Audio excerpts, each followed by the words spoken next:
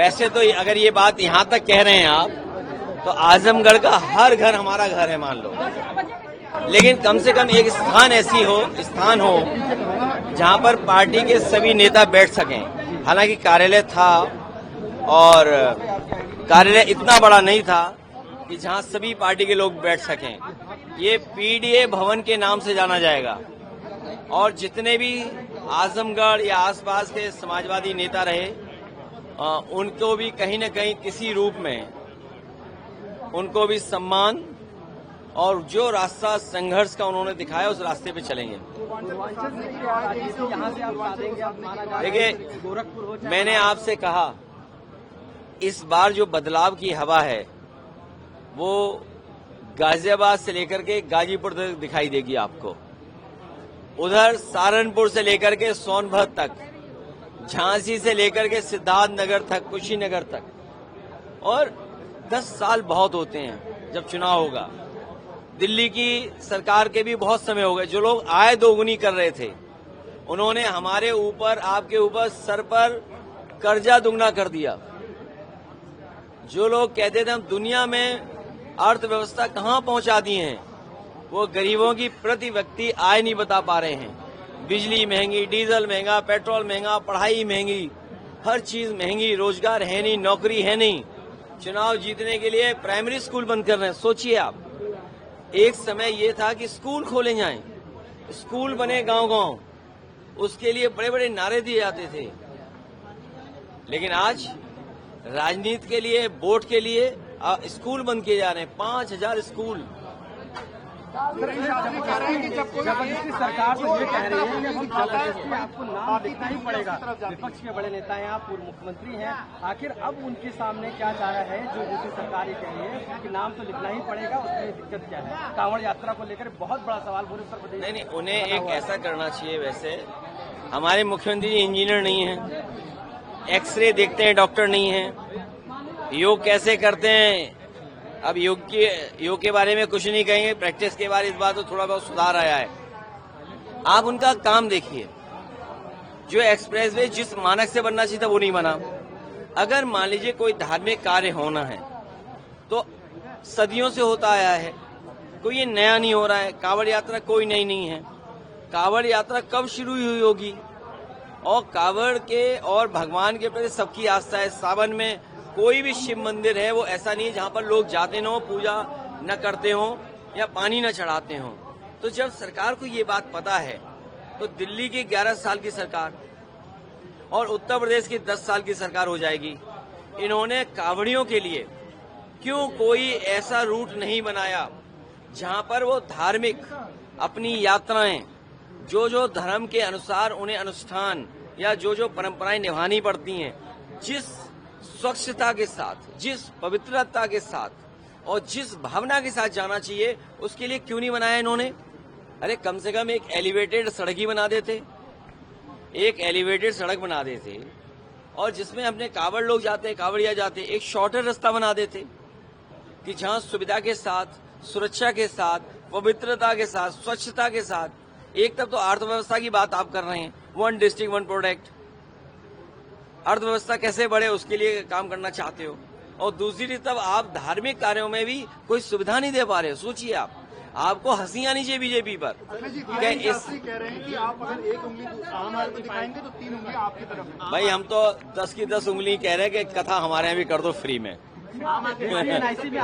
और सरकार से कहेंगे कि इंतजाम करे जैसे और जगह इंतजाम होता है। हम तो सभी कथावाचकों से, और मुझे याद है एक समय था कि डॉक्टर राम मनोहर लोहिया रामायण मेला के पक्षधर थे और रामायण मेला अयोध्या में, चित्रकूट में, उसके लिए बजट होता था। आने वाले समय में फ्री कथा कैसे हो सके, और इनको फ्री कथा करनी चाहिए। हमारा पार्टी कार्यालय बन गया है, हम तो तैयार हैं। तो सवाल ये नहीं है, हर जगह राजनीतिक लाभ लेना चाहते हैं। सवाल कथा का नहीं है। हमारे पत्रकार साथी, आपकी छुट्टियां नहीं है। अगर छुट्टियां कट जाए तो कैसा महसूस करोगे आप?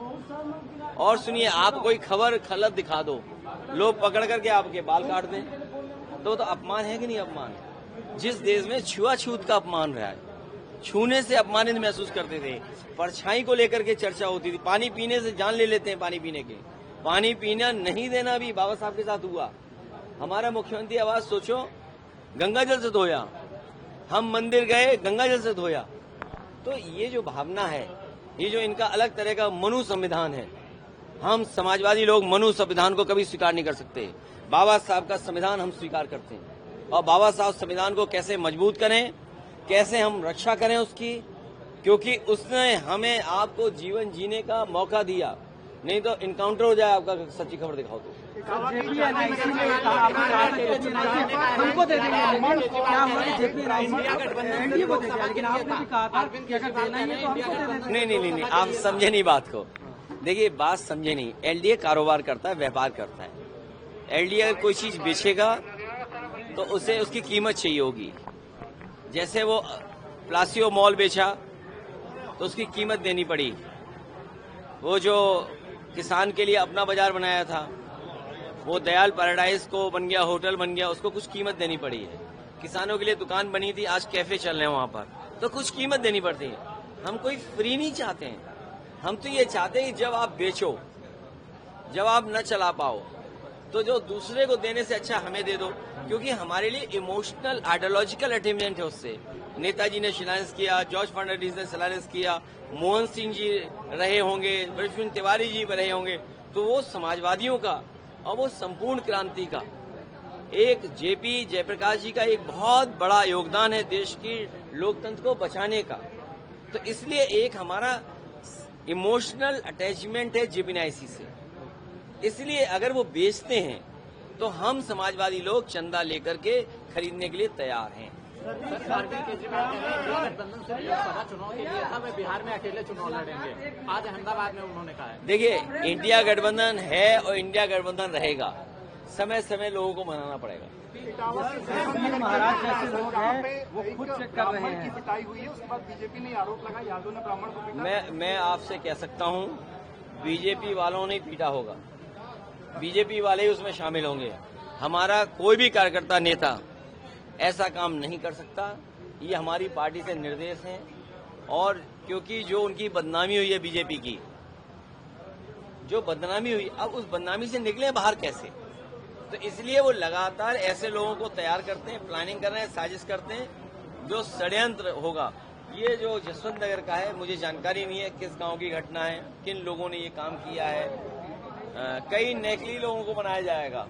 यादव रेजिमेंट की बात करते हैं, बोलते यादव, मेरी जानकारी में नहीं है, लेकिन भाजपा के लोगों ही शामिल होंगे। यादव रेजिमेंट की बात करते हैं कि यादव रेजिमेंट की बात करते हैं। करोड़ों रुपया चंदा लगाकर पुल बनाया जा रहा है और आप वही के सांसद हैं अफजाल अंसारी जी गाजीपुर में, और वहाँ सनातन मैं अपने गाजीपुर के साथियों से कहना चाहता हूँ, जो चंदे से इंजीनियर साहब पुल बना रहे हैं, अरे बना दें, नहीं तो वो हमारी सरकार बनवाएं और अच्छा पुल और बनवा देंगे उनके पास। आजमगढ़ में अपने घर बनवा लिया आपने, अब क्या दूसरा सफाई आजमगढ़ बनेगा? विकास में, खुशहाली में, जिस तरह से एक्सप्रेसवे दिया, यहाँ पर मेडिकल कॉलेज दिया, पीजीआई के बराबर हॉस्पिटल दिया, और सुविधाएं आजमगढ़ को दी हैं। मैं कहता हूँ कि यहाँ के लोगों ने विकास देखा है। यहाँ के लोग विदेश गए हैं, बड़े पैमाने से विदेश। फ्रैंक इस्लाम अमेरिका में रहे, बहुत से लोग दुबई में हैं, सिंगापुर में हैं, आपके थाईलैंड में हैं, इंग्लैंड में हैं। तो जो विकास लखनऊ में या आसपास दिखाई देता है, समाजवादी सरकार बनेगी तो उसके बराबर, और दुनिया का जिस तरह से इंफ्रास्ट्रक्चर है उस तरीके से हमारे आजमगढ़ के जिले में भी बनेगा।